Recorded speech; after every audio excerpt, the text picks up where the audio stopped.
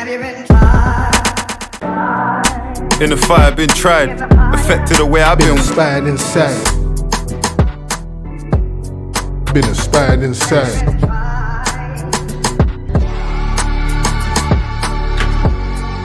Inspired inside.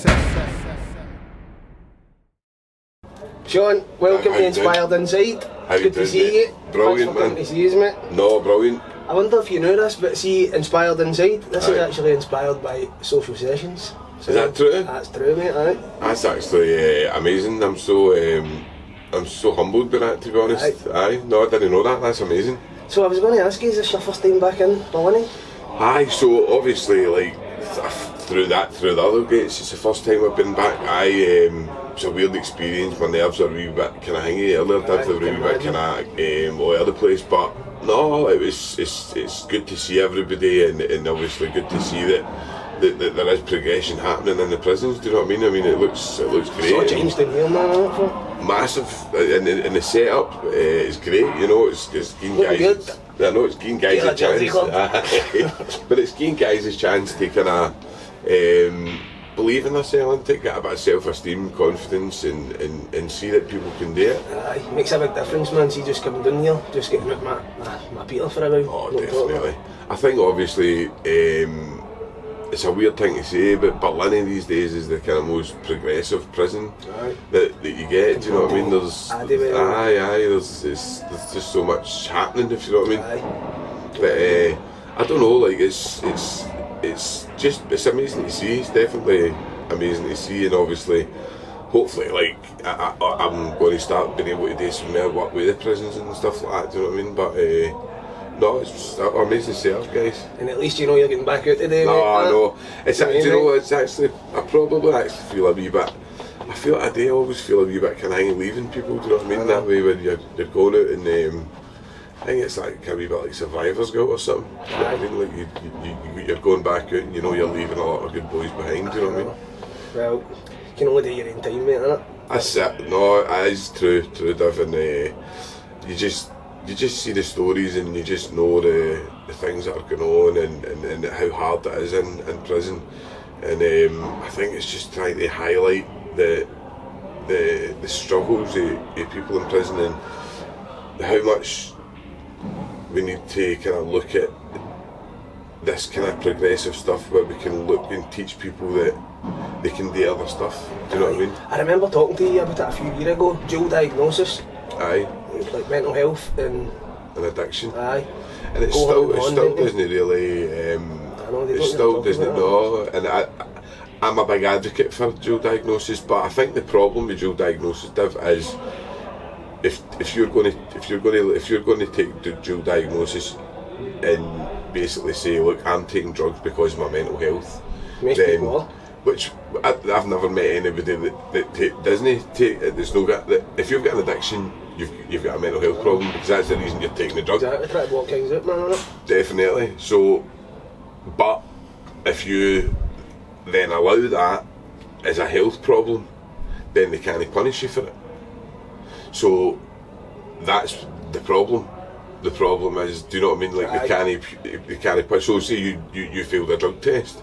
It's your mental health. That's my mental it's health. self-medicating, do you know what I mean? Aye. So we'd guess there's obviously, I understand the prison's predicament. They're in a very hard position. It's no an easy thing to work out. Do you know what I mean? It's very hard, and I don't envy them. Do you know what I mean? And trying to do it, but I've never seen anybody getting addiction punished at them. I've never seen it. Do you know what I mean? It doesn't. It just makes things worse. It does, and I think a lot of the prison know that, and I think. Listen, they're ring-fenced as well. They're ring-fenced with government legislation, policies, different things that they can't do, Div. And listen, it's a hard one, but dual diagnosis is a massive problem. I think if they could look into it a bit more, I think a bit more research into it, mate, they'd kind of understand it a wee bit more. You know what I mean? Aye, and I think this trauma is the big thing they're into. It's a buzzword, trauma-informed. I mean, there's those different types of trauma, right? You get acute trauma, right? So acute trauma is like, say you're in a car accident, probably the most simplest form of trauma. So say you're in a car accident, and that you keep getting flashbacks of that. That's acute trauma. PTSD. That comes under complex trauma, Right. so you get complex trauma. There's a few different brackets, and I think this is where people get mixed up. People don't really look into it as much as there is. There's a lot of different types of trauma, do you know what I mean? You've got like, obviously ACEs, adverse childhood experiences, which come from childhood trauma, which complex trauma is basically everything put together, do you know what I mean? So like you grow up as a child and then you grow up and you're in multiple different Product of your environment, isn't it? totally. It's not like a car crash where you're a straight peg and you get terrified and that you can go and the doctor will give you a couple of sleeping tablets for a few months. You go to maybe a counsellor and you can work on that one thing. That one incident. When you're working with complex trauma, where do you start? Do you know what I mean? It's like where is the traumatic event that set you off down that road of where you are to get to that stage? Counselling needed, innit? Aye, and it's in Norway. A prison officer needs to do a kind of degree in being a prison officer. Right, Do you know what I mean? So they and go, here it's an 8-week course. Better there, you don't get as much reoffending. no, the reoffending rate I think in Norway is like 17%. We've got, I think, sometimes we've got like 60, 70, aye. Well, that's the stats that they say. I don't know, like... Anytime I ever come back here, mate, it's the same faces I always see. I know, You know what I mean? I know. It's a shame, but I mean, to me, it's I think you need. It's different cultures, right? People, obviously, Norway's a different culture for Scotland. Scotland's got a terrible culture for like whatever. Like, I mean, there's the worst three cities. Aye, well, the worst 3 cities in Europe are Dublin, Naples, and Glasgow. Like, they're the 3 worst for crime. And they're quite far ahead of the rest, and then you've got Paris and things like that. So, You think like London and Paris would be up there now, wouldn't you? well, I think London and that are probably there's a lot happening, but there's a lot more people, if that makes sense, and a lot of rich people. There's a lot of areas that are rich in London where, so per person and per capita, it kind of doesn't work out the same way. Do you know what I mean? Whereas Glasgow. There's quite a lot of working class areas in Glasgow, do you know what I mean? And there's probably less affluent area. I'm not saying there's very affluent areas, but not like London, not really like London. You've got the houses worth £100 million and all that. What's in it? How the other half live. Anyway, will we move on a wee bit, mate? We'll start Aye, talking on you go, Div. So, your podcast, what made you want to start a podcast? So, when I got out, I was kind of like, obviously, I like Joe Rogan. I watched Joe Rogan podcast. The American guy? Aye, the American guy. Obviously, James English is kind of set a good bar where He's done well. he's done really well. Do you know what I mean? So Sean Atwood as well, and listen, I've seen a couple of his podcasts, Sean Atwood. I don't know him, but I don't like the way certain podcasts. I'm not meaning him or anybody, but some certain podcasts I think glamorise crime, and I don't like. That's what I don't like. I think we need to be. He said a few boys from Glasgow on it. Aye, definitely, and I think it's but it doesn't really. It's anything goes, if you know what I mean. It's the same as like James English. That's his thing, isn't it? I know. Anything goes. I don't think he really understands Glasgow, that Sean Atwood. No, Glasgow's the same beast, isn't it? I mean, Glasgow's like, there's that, I mean, I remember reading a figure that was saying that there's something like, they reckon there's something like 70 to 80 organised crime groups in Glasgow, do you know what I mean? Like, alone. And which is a lot for a city, a small city, not a large city, but it's small in terms of other cities, do you know what I mean? And nobody really like runs Glasgow, if that makes sense. Like there's a lot of kind of criminal factions and stuff which cause a lot of trouble, and it's not great. But I don't know. Hopefully things are getting better on that front. Do you know what I mean? And I would like to hope that things are getting better with the young team and stuff like that. But Well, what, have you been fighting anymore, man, these days? no, but I think it's creeping back for the statistic. Well, for feel the stats and stuff are starting to say that the kids are starting to hang about the streets a bit more again, and I don't know what that is. To me, it's always the same sum. Like you've got cost of living goes up, poverty goes up, and then crime goes up. Do you know what I mean? I think it's like a six easy sum. Do you know what I mean? It's so. If you're like a single mother and you've got a kid or whatever, and they're paying how much it is a week, month for a PlayStation and that, if you can't pay for food and that, the PlayStation's going to be the first thing that goes into it. So that's going to go, and then maybe you're going to have to go back out into the street, and then when you're back out into the street, that just hangs ham. So shoplifting, needed. Aye, you know what it's like, Div. It's just a vicious circle. Do you know what I mean? But no, there's a lot of good things happening, and there's a shift, I think, in the way people are looking at things. But I still think there's a lot to go. Did you decide when you were in like, doing your sentence that you wanted to do a podcast? Is that what you wanted to always do? Aye, so I've never really answered that question. I know, what can I give you about after? So no, what I was trying to kind of say, like, so I watched James English, watched John Atwood, watched Joe Rogan, stuff like that, and I says that I kind of thought I could maybe do that, but I would like to do kind of more success stories and show like another side to people maybe like that have. Like Eddie Gorman, take Eddie for example. Eddie's was kind of high up in organised crime at one point in his life, and he's now running a charity in Harbour down in Ayrshire, where and there's a lot of people through the Recovery Cafe in Barlinnie that come out in success stories. Do you know what I mean? So there's a lot of people, but we don't hear about that. The media tend to.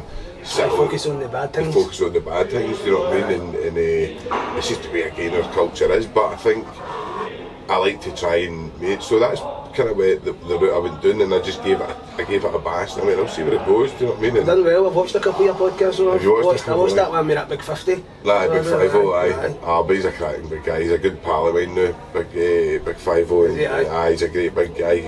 He's very talented, by the way. Seen him on the news. What was it? Scotland Tonight or something? Aye. It was Scotland Tonight. I think. Aye, sitting with the government. Aye. I know he's a cracking big guy. Lovely big guy. Aye. How did you actually get your podcast started? So I just kind of knew a few people, right? I knew a few people that like David Heyman, Andy McLaren, and a few other people that James Docherty and Natalie, and people that had good inspiring stories. Aye. Man. That was kind of at the start, and then so what I done was I just kind of like went, right, look, I'll see if they're willing to do this, and so I done 10 before I released any. Oh, did you? Aye. And I think a lot of people make the mistake of just doing it and releasing one, and then you can't get to somebody else. So you kind of try, like at this moment in time, I've got like maybe 5 or 6 that are sitting there, right, just ready to go out. It gives me a bit of time to come in, and new people are starting to come to me and ask, like, can I come on the podcast? I go, that's so, like, somebody that's made as that, do you know what I mean? Like, and sent us it. So I think good things come, do you know what I mean? Good things come. That's it, mate. Who would you actually say listens to your podcast? I don't know. I would like to hope that it would be a working class audience that are maybe looking for a wee bit of inspiration. I'd like to hope that's who watches it. I know, different varied range of people, aye, isn't it? Because I was thinking, man, do you ever get any like negative comments? No. Oh, aye. Do you read them, but? Aye. At the start, it does affect you a wee bit. I mean, like, obviously, but there's a lot. It's very toxic, social media. Do you know what I mean? Of course it is. I've not got no social media. I've not got Facebook or nothing, man. I've never had it. I only have it because the podcast. Do you know what I mean? So you have to have thick skin a bit. I mean, I've been in the media and that before for stuff. Do you know what I mean? So I've kind of grew thick skin to that, but. I know you definitely get negative comments and stuff like that. How would you say you deal with it then? Just try and ignore it? Just try and kind of put it out your head? I don't even get involved. Honestly, 99% of the comments are positive. Do you know what I mean? You're always going to get trolls. But you do focus. You sometimes look at like great podcast, and then one will say like, I don't know if you can swear, but but somebody will say like or something. Do you know what I mean? This idiot or this idiot shit or whatever. Do you know what I mean? It talks a lot of pish, and you can focus on it. Do you know? And you go, but no, I don't. I just get listen. They're allowed their opinion. If they think it's rubbish, I think it's rubbish. Like, who am I to say? Do you know what I mean? Exactly. Do you know? Aye, so I'm not going to ask you how much, but do you actually make a living off your podcast and your social media and stuff? No, it costs you money. It costs me money. It costs me money. So I'm not. No, I mean, you make money. You get sometimes you get people who sponsor you, stuff like that.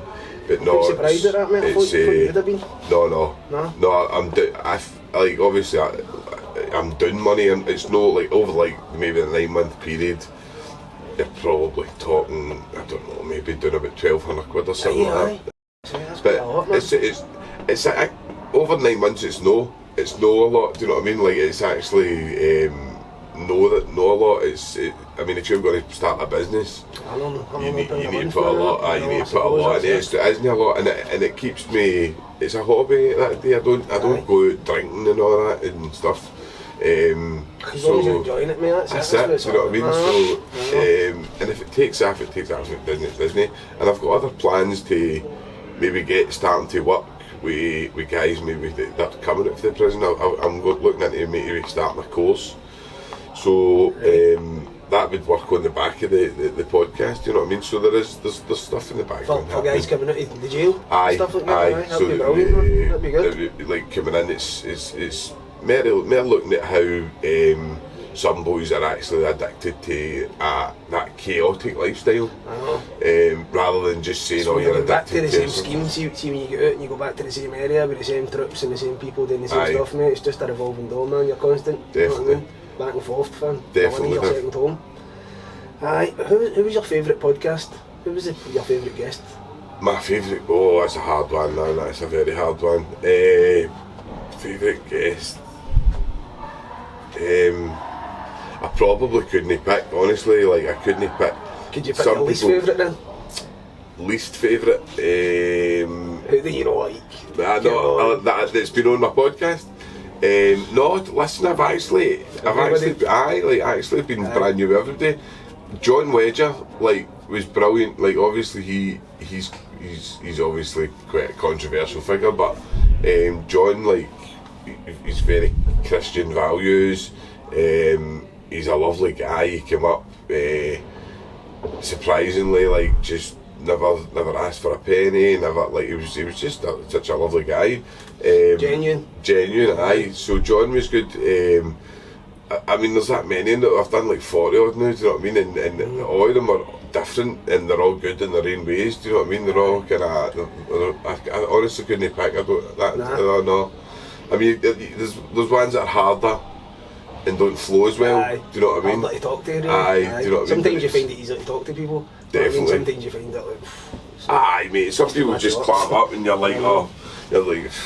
You fill in the gaps, but so you were saying there that people are starting to approach you to come on your podcast now. So that's what was my next question was, how do you actually get people to come onto your podcast? So just chat, yeah. I've chance it, man. Like, it's just amazing. I know it's amazing how things come about. Like Frank McAvaney was just like a guy, one of my pals knew him, and I was like going to ask him. He says aye. There's the birds. Frank, cracking guy, lovely guy, but health man, isn't he? That's what most of the guys that have been on. I've never paid anybody to come on my podcast. You know what I mean? I've never done that. I know that the higher you get, I know the prices people talk about, and it's like some. Just say you were lucky enough to get 50 cent or something, you'd probably want 50k or something. 50 cent, there's 50 Aye, it'd be 50k for no 50 cent, not I mean. See if you could pick anybody at all. Who would you want to get one? I know you say 50 cent now, but who would I want to really like to get on your podcast? Gabor Mate. Aye. And you know, tell you what, I actually had him lined up to come on, right? I had him lined up to come here to do a conference. I paid them money to go and see him, and he came here, and I ended up, I just approached him, like, just chanced it. I went, listen, here's my number, and I had a wee story on it, just saying, look, I read In the Realm of the Hungry Ghost, and it was the best book I've ever read, and blah blah blah. I told him it was a wee bit about my story, and he wrote to me, emailed me, and said, I'll come on your show and stuff. And I was over the moon, and then the Israel-Palestine conflict happened, and obviously he was heavily involved in that, so he kind of had to take he was going on to Joe Rogan and going on to the big podcast, so sometimes just it's unlucky. first man, isn't it? You never know. I'd love to, mate, I think I could maybe get him on at some stage, but maybe in the future, know what I mean, Div? Aye. So obviously you've been in doing a bit of time, done a bit of bird in your time, mate, know what I mean? So that's when kind of social media kicked off, like kind of like Facebook and TikTok and all that, man. So how did you get started on? Because we know you've got a good following across all your channels, know what I mean? So to be honest, I just self kind of taught myself like how to do it. I've always been good with kind of like so I was always alright with that. It just snowballs and all, doesn't it, man? So one good thing for you, man. Everybody's all adding you. Definitely. And I think with the introduction of AI and stuff, it's starting to get a lot easier to do things, do you know what I mean? So sometimes you can't even tell things are fake or not, know what I mean? I don't like that. There's a lot, there's good, certainly good points and bad points to it, do you know what I mean? But I think obviously TikTok's the biggest app in the world, you know, and it's very toxic, but it's if you can't handle the bad comments and that, then I wouldn't go near TikTok, do you know what I mean? TikTok's very, very much a lot of hatred on there, do you know what I mean? Just for the sake of it. Twitter's the same. Twitter's really bad as well. For people being able to say what they want. But listen, hiding behind a screen bit in it, keyboard warriors. When you say that to your face. It's always user 1, 2, 3, 5, 6 and all that, do you know what I mean? But it can be nasty. I mean, I've got a pal that's not a pal, like a pal through social media, Dan his name is, and he's got disabilities and stuff like that, and he gets a right hard time, and it really annoys me, like the way people, like, you wouldn't do that to somebody in the street that had disabilities and stuff, do you know what I mean? So it really affects him and all, do you know what I mean? Best just not reading it, man, isn't it? Best just putting it. And then he'll say, I'm going to just come off social media, and I like maybe come off it for a break and stuff, but the guy does well, and he gets people follow him. I don't know. It's no nice. You need to have thick skin if you're going to put yourself out there. What, people are just nasty in general sometimes, man, innit? Just for the sake of being nasty. It's the same if you're like driving and stuff like that, know what I mean? People road rage because it's a motor you're shouting at. It's not as if it was the person in the street, know what I mean? Half the time they wouldn't say nothing. So your social media, does it ever get overwhelming for you? Very. Obviously, like, I've got a family now, and I've got a job, and trying to kind of try to manage it all is I know it can be very hard, especially when you're doing it all yourself. I mean, I'm literally doing quite a lot all it myself, and I've got people that help.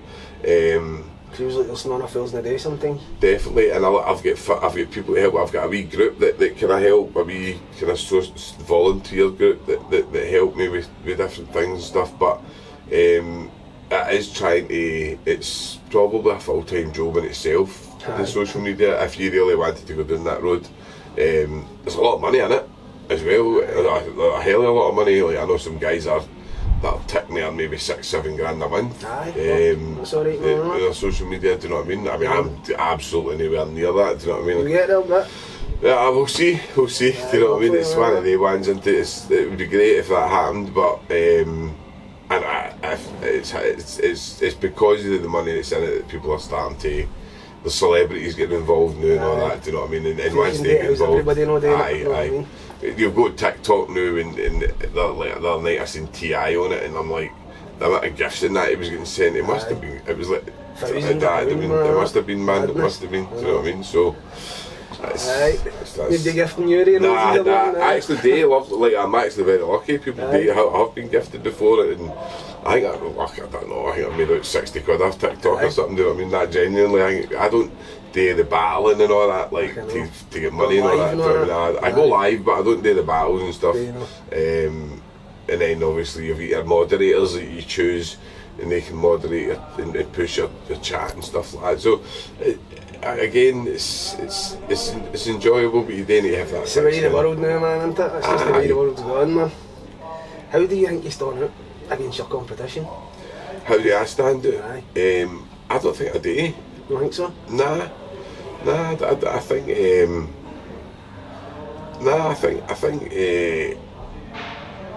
no, I don't know. It's a hard question. Because I think the whole thing, I don't know. It's a really good question. I've not been asked that before. How would I stand out? So I don't know. I mean, you'd probably need to say that I think that my podcast is probably a wee bit more kind of positive. And trying to stay away from that glamorising crime, because it's not my morals and values anymore, and I don't see these things. You wrote it, didn't you? You do, man. Definitely, and I think most people do, and I think a lot of people that are in prison are in just because circumstances and products of the environment. That's it. I know, definitely. That's why I'm here anyway. So, talk a wee bit about your book. Is that alright? Aye. Authenticity and Chaos. Aye. You know, I'd really like to read that, mate. Aye, well, basically it was my take on how you cannot be your authentic self in prison. Bit of persona, persona. Yeah. It's not an environment that allows you to do it, because you need to be, you obviously know that what I always try to say to people is, like, things get flipped, social, like, the things that happen in society get flipped. So anti-authority behaviours celebrated in prison, violence is celebrated in prison, like drug taking celebrated in prison, like stuff that on the outside isn't, like, do you know what I mean? So that there's the more violent you are, and the more hingy and the more pull you've got in the hall, and all this all comes into the prison environment, that toxic environment. So it's very hard to be yourself when you need to be, one, you're on a hyper-vigilant state constantly. You're always watching what's happening, and if there's going to be something happening to you, and that's very hard to commit to. Do you know what I mean? If you're living like that, there's a lot of studies that tell you that it's very hard to commit to that when you've been living in it for a long time. Try to reintegrate back in, do you know what I mean? So it's ingrained into you a wee bit, I think. That is. You never really lost it. It's so so no, I think it's basically a rundown to my kind of how you can be yourself in prison. Would you be able to come in and leave a couple of books in the library for some of the prisoners to read?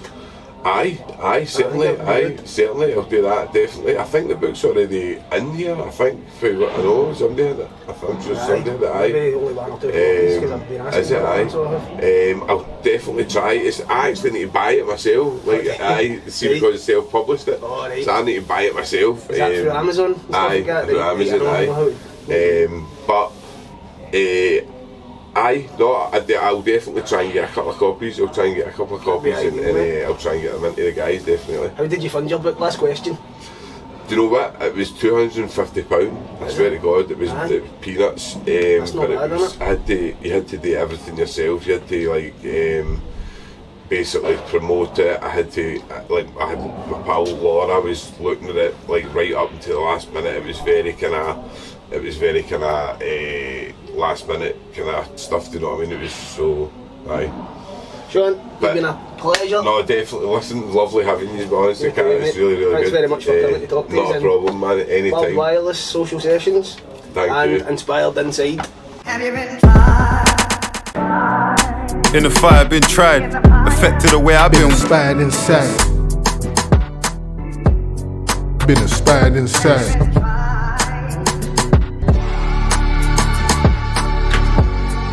Inspired insane.